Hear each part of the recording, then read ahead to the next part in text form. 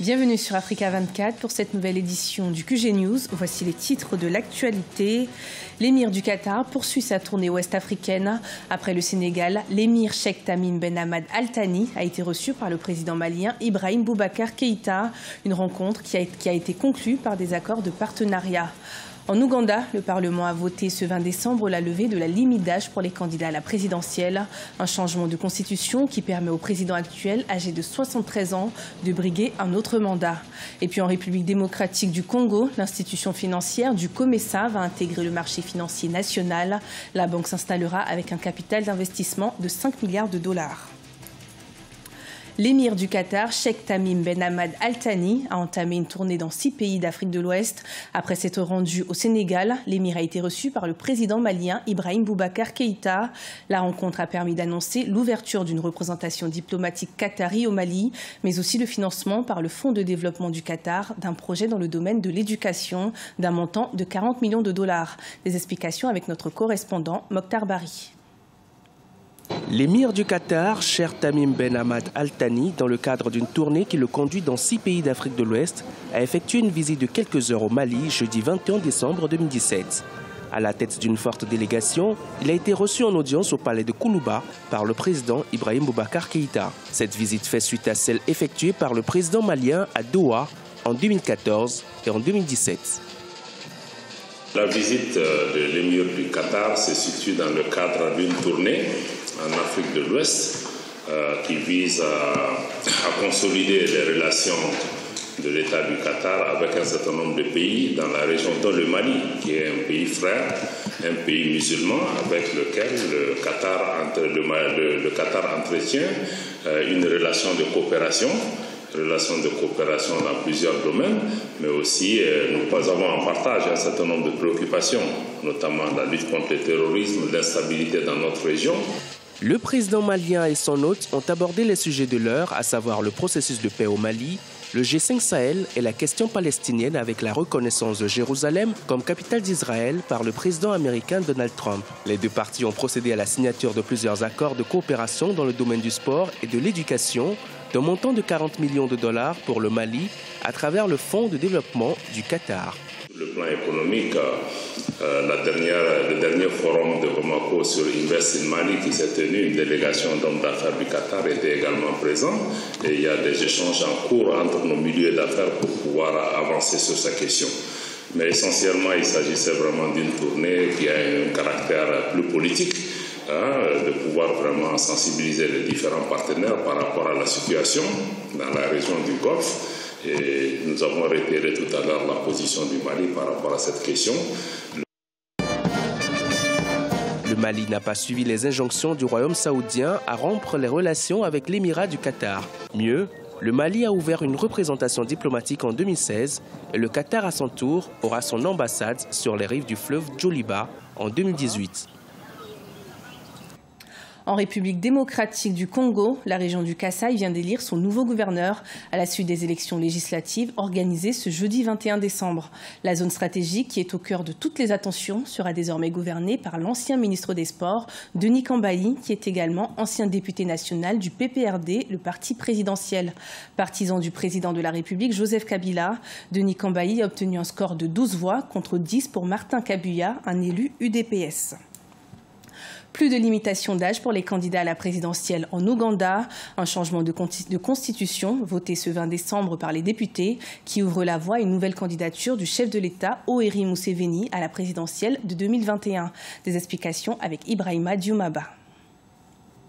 Annoncée depuis plusieurs semaines, la limitation de l'âge des candidats à l'élection présidentielle a été levée en Ouganda. C'est le Parlement qui a adopté le projet de modification de la Constitution mercredi 20 décembre 2017. Dans un climat très tendu, 315 députés se sont prononcés en faveur de cette modification et 62 ont voté contre. Si l'opposition a dénoncé une violation de la Constitution, les élus de la majorité tempèrent. Je suis déçu que notre Constitution, qui est censée être durable telle qu'elle est énoncée dans son préambule, soit ainsi amendée et tripatouillée. Ce projet de loi est comme n'importe quel autre projet de loi. Il n'est pas spécial et pour nous, c'est normal.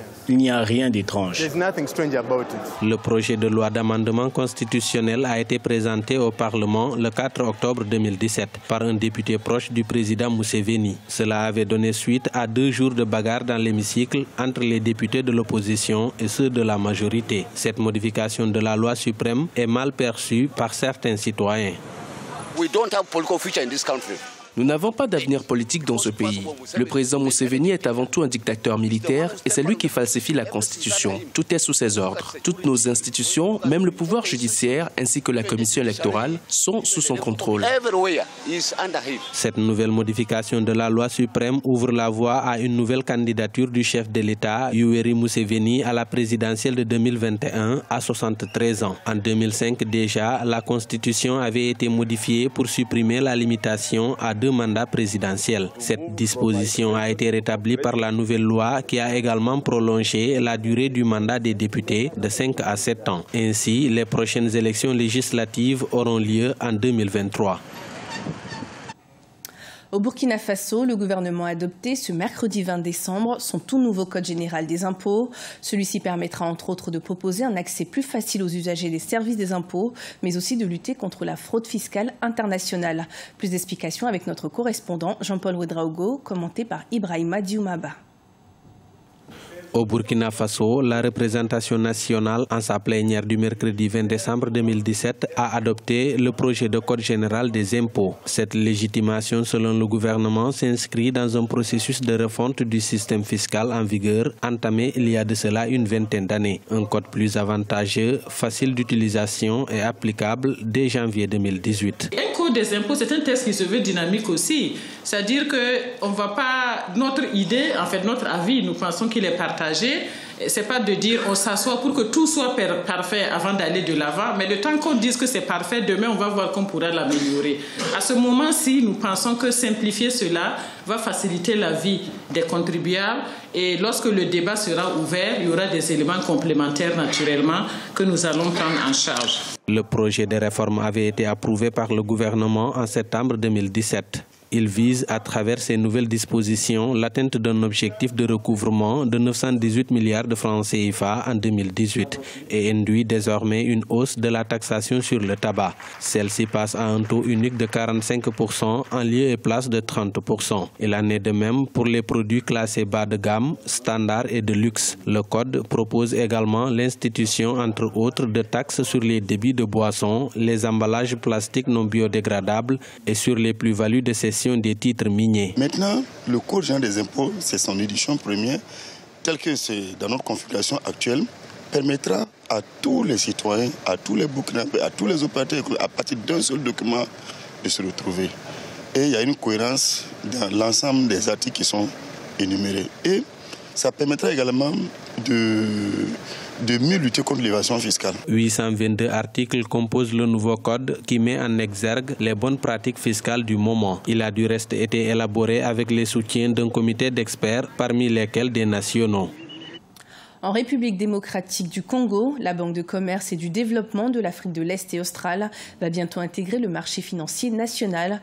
En effet, un accord de siège entre le gouvernement congolais et la TD Bank a été signé et celui-ci permet à la banque de s'installer avec un capital de 5 milliards de dollars. Plus de détails dans ce sujet de la rédaction.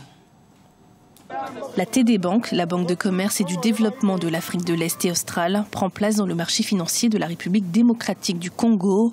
Avec un capital estimé à 5 milliards de dollars, cette institution financière du COMESA a signé un accord de siège ce mercredi 20 décembre à Kinshasa. L'accord signé entre le gouvernement congolais, représenté par le vice-premier ministre en charge des affaires étrangères, Léonard Ché Okintundu, et Admassou Tadessé, président de la TD Bank, permettra à cette institution d'installer un bureau régional à Kinshasa.